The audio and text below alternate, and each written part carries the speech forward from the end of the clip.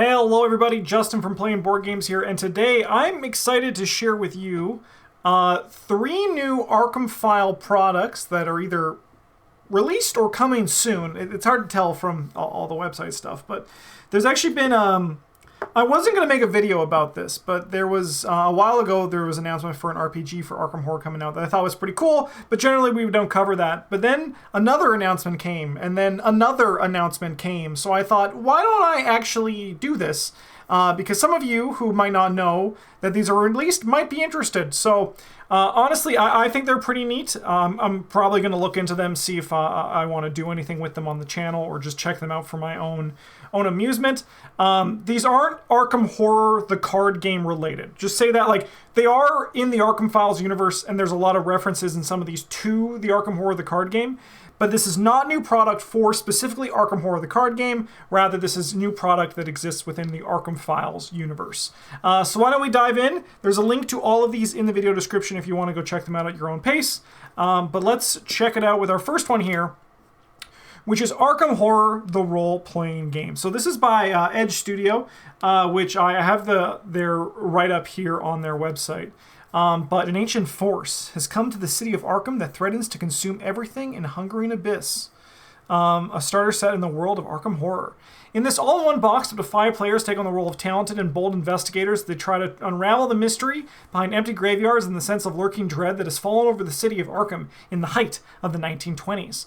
Whether you're brand new to the collaborative storytelling tabletop games, like you might know it, you might have heard of it, Dungeons and Dragons, or Pathfinder, for example, or Call of Cthulhu, which this is probably going to be very related to, or a veteran role player, this Learn As You Play adventure is an excellent way to get a feel for both role and playing games and the unique dynamic pool system.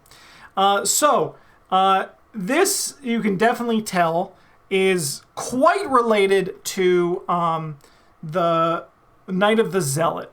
If you don't know, Night of the Zealot is the starting campaign scenarios in the core set. The 3 scenarios: The Gathering, Midnight Masks, and The Devourer Below. You can see this because on the box, behind our good friends Carolyn Fern, Rita Young, and Will Yorick, we got, it looks like Leah Chandler and the Ghoul Priest just hanging out, having a grand old time.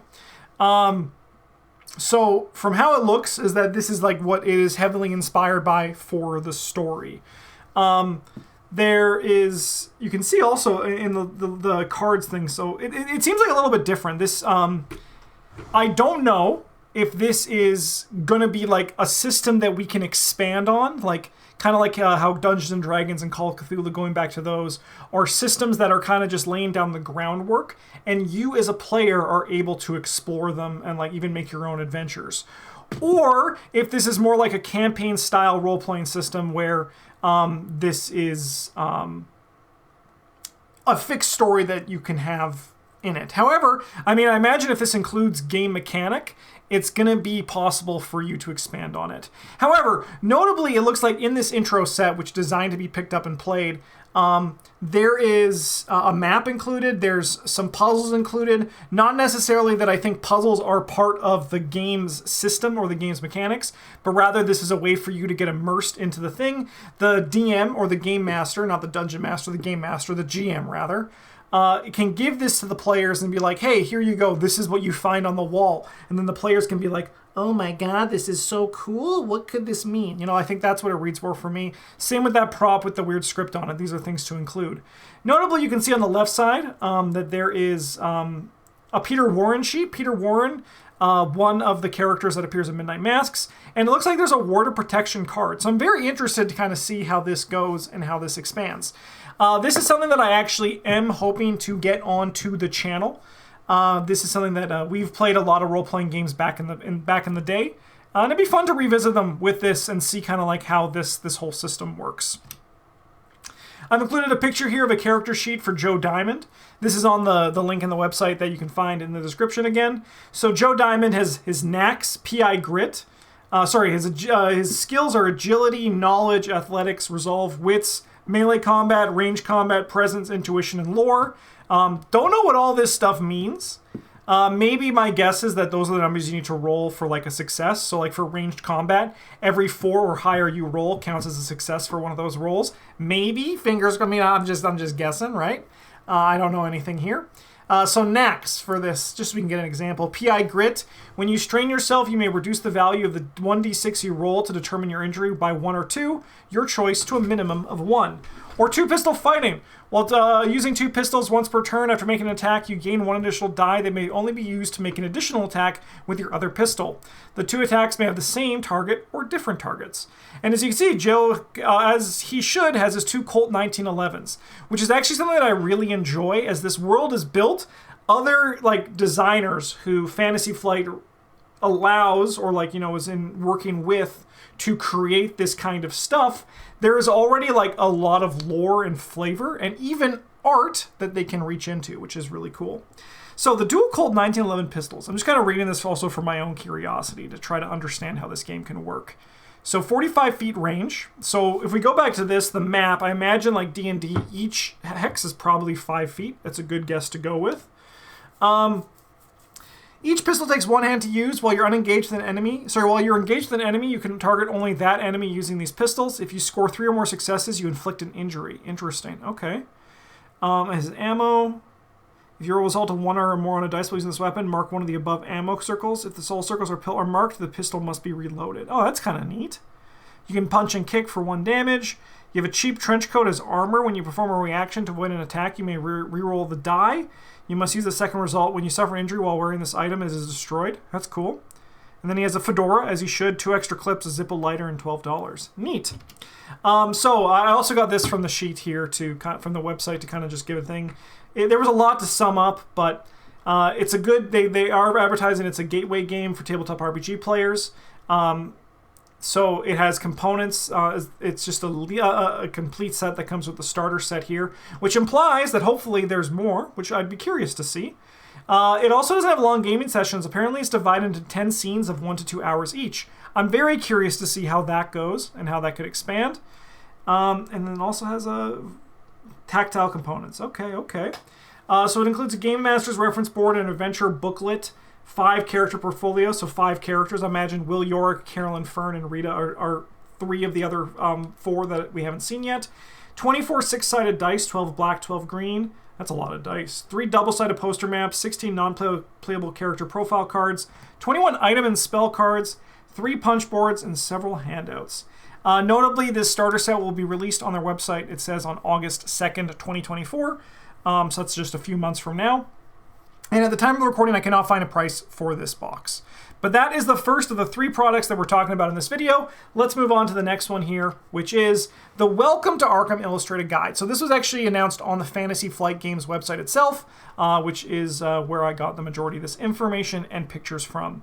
So this is a 176-page hardcover book showcasing the city of Arkham and its surrounding towns, featuring Arkham, Dunwich, Innsmouth, and Kingsport. You know them, you love them. We actually haven't been to Kingsport in a campaign yet, have we? That'll be pretty fun if we ever do go there. In addition to lore on various locals, it also includes newspaper clippings, typewritten documents, photographs, curios, and handwritten notes scribbled in the margins. These work together to showcase the mysteries Arkham is known for. Also features excerpts from Kohaku Murakami's Book of Living Myths. Also, I realized I forgot the line on the O. I meant to add it. I forgot. My apologies to my bro Kohaku. I hope you don't take it personally, buddy. I'm really sorry. And this is notably available for $49.95 American on the Asmodee store. There's some pictures on the website. There's even more that I'm including in this. But as you can see, that this is kind of like it's just basically expanding on the existing lore that we have and kind of like putting it all in a place that's less about the people. Because there was an Investigators of Arkham book back in the day, which, if I could be wrong on my memory of this, included like short stories on each of the investigators. But this is on the locations and the lore that come with it. It might also refer to some people and all that as we go, but as you can see, we have La Bella Luna, the Clover Club, we have Falcon Point, we have tidal tunnels, like the Falcon Point and tidal tunnels are obviously in Innsmouth. La Bella Luna and La Clover Club are also, obviously in Arkham proper. So it's kind of cool that there's expanding all this. And you could see using art from the card game and that exists from other Arkham Files stuff, as is to be expected, but also includes a lot of other cool lore building stuff, at least that you can see from it. Even the menu on La Bella Luna, just some like small little things to expand on the lore and kind of make it feel all alive. While this isn't a game that you can play, I do think it's kind of pretty neat concept, and I think it would make a really cool like coffee table book, and one that I would personally love to have for myself. Put it on the bookshelf behind me, and then we like instead of showing like scary stories to tell in the dark, we could do the Arkham Illustrated Guide. I think this is a cool product, and I said as you can see, $49.95 on Asmodee Store. So pretty expensive for a book, but it is 176 pages and also a hardcover. Our last product we have here today is the Darkness Over Arkham game book. So this is the first entry in a new series of game books by Aconite Books. Game books are choose-your-own-adventure style experiences where you'll make decisions and resolve tests after reading through various passages in the book. When I was in junior high school, Eric, who you know from our Arkham videos, brought a fighting fantasy book to the classroom. To our homeroom, and I was like, this is the coolest thing I've seen in my entire life. I've always been a nerd. I've always liked games and like card games, board games, and then having this book that I could in class read and roll dice like during like reading time was really cool to me. I went out and I bought a bunch of these fighting fantasy choose your own adventure books, and unfortunately I've lost a lot of them. I only have like 4 of them left, but I loved the hell out of them, and I think this is actually really cool. So if you never played these, just think of a choose your own adventure. It's going to be like, or like there's the Goosebumps, like viewer beware, you choose your own scare. You're going to read a section, and it's going to be like, you're in a hallway, there's a door in front of you and a window to your left. Do you open the window and jump out the window, or do you open the door? If you open the door, go to page 94. If you jump out the window, go to page 113, right? These are a little bit more immersive than that, where you're going to be having to like, you interact with it and like use items, you make tests and all that, which is what like the fighting fantasy really explored, which I really enjoyed. In this book, you can choose between Agnes Baker, Rex Murphy, or Nathaniel Cho as some of your options for your characters, and players will use willpower, intellect, and combat to pass tests, but no foot. Foot's bad, we're leaving foot on the table. But you also have to balance your health and sanity. So these are things that we can recognize from Arkham.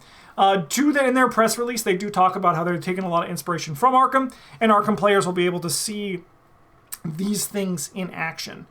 Players will also have unique items and more logged on a character sheet. Character sheets can be found on the back of the book on Aconite's website as a PDF, but there's also an app that you can also use for character sheets, which I think is pretty cool. But that's not all. But before we get there, I just wanted to like look at these cards. So, like, all right. Nathaniel Cho. If you roll a 6 while using your combat, add +1 to your total score. If you're rolling more than 1 die, add +1 for each 6 you roll. That's his major ability. His major weakness is each time, so is hunted by the mob. That sounds about right. Each time you roll, you gain a resource, roll a die. If the score is below your current number of resources, do not gain a resource. Interesting. Okay. Rex Murphy has, is a reporter. If you roll 6 while you're using your intellect, gain +1 clue. Rex Murphy's got deduction built into it. You'd love to see it. Has Rex's curse. If you roll a double when using your intellect or willpower, treat the score on each die as a 1. Okay, interesting. Agnes Baker. Major ability, once per adventure, you may use your willpower instead of your combat in a fight or test. So she's only once per adventure. Interesting. The other ones seem to be a bit more ubiquitous. And then Dark Memories. Each time you spend a clue, roll a die. On a roll of 1, Agnes loses 1 sanity. And it looks like she's a 5-2-2 for willpower, intellect, combat. 6-8 for health and sanity. Nat Cho is a 3-2-5-9-6. And Rex is a 3-4-2-6-9. Nice. Really neat. Now, back to my transition, but that's not all. Aconite will release other DLC investigators for free. So we can see everyone's favorite student here. Second favorite, actually, after Big Man on Campus. Amanda Sharp is teased as the first extra investigator. Currently, I checked Amazon US. The book is available for $16.95 on the website for one of these. So not like a crazy amount. And you can at least play it like a few times. It is like a little bit unfortunate. The reality is with these game books is that their playability is ultimately limited. But I do like that you can bring in different investigators to try things, and I'm curious to see how that might twist the format a little bit depending on the investigator that you are bringing. But I think it's neat that already there is, excuse me, there already is like other investigators showing up for free on Aconite's website, which I think is kind of just really cool. And that's that. Those are the three new releases that I thought you might be interested as Arkham Horror the card game fans, as the Arkham Files universe has these new products that you can check out, whether they be 2 games or just a book that expands the lore. Thought you might be interested, so I hope you enjoyed this video. Thank you so much for watching, everybody. We'll see you all very soon for another video, and have a good one, and as always, GG's.